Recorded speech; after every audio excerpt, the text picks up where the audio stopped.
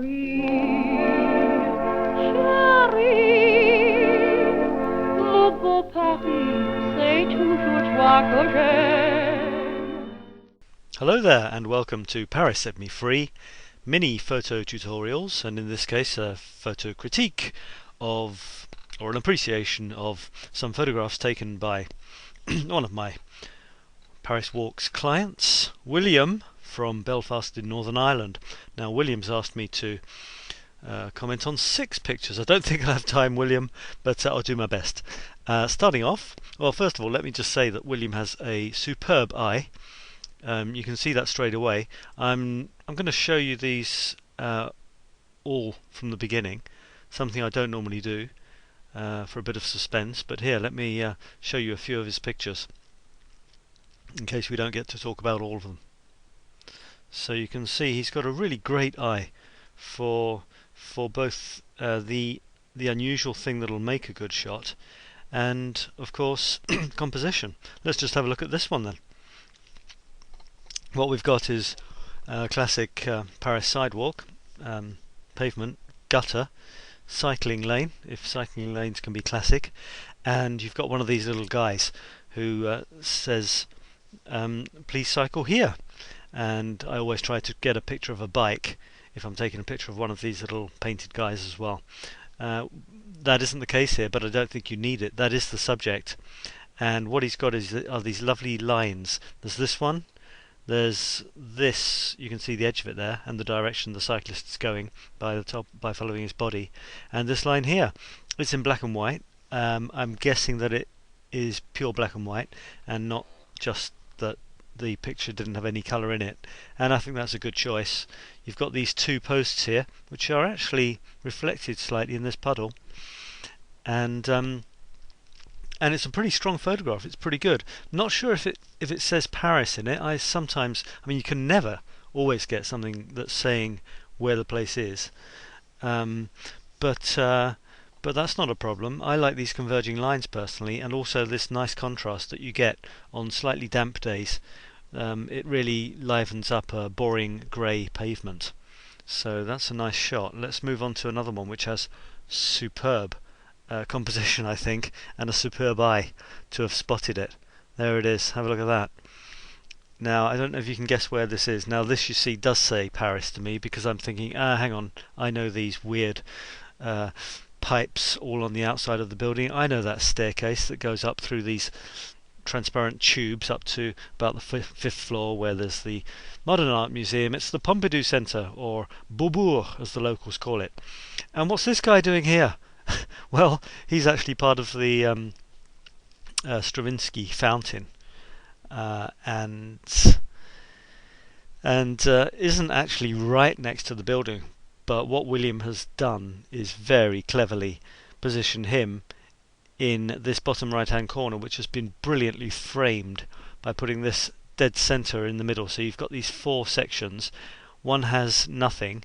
These 2 have the diagonals, and also that little bit of diagonal there, look, on both those corners. And to counterbalance this empty one, there's this one with an incredibly interesting subject.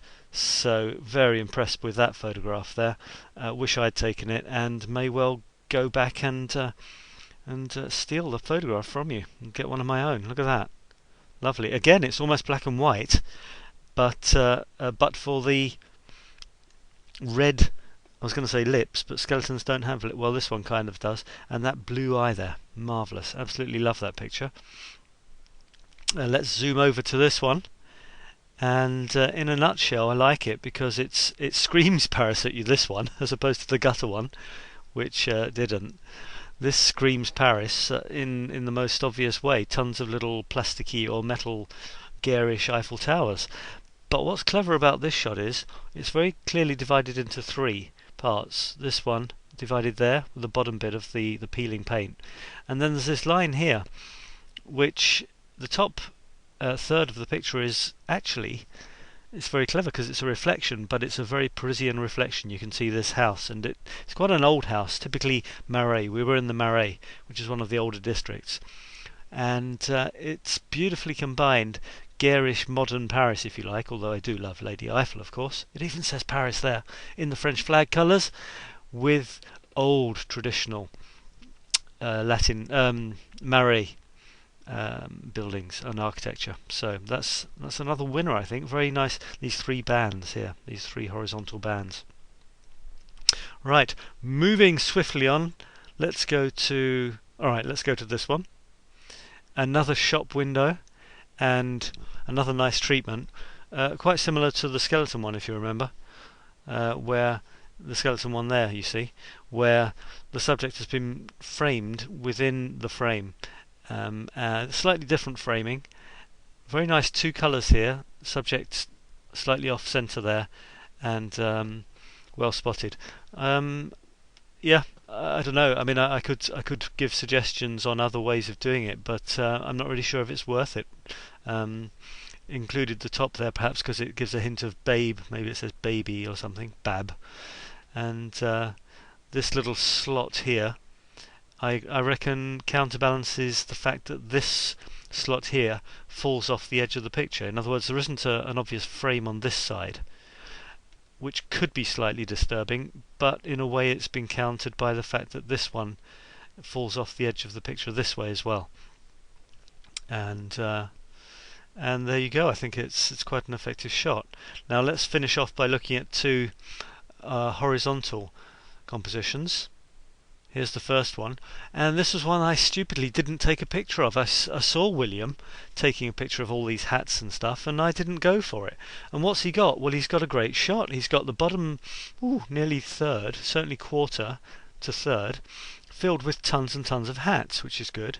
Then he's got this slice where there's all these little, looks almost like dolls' tunics hanging up.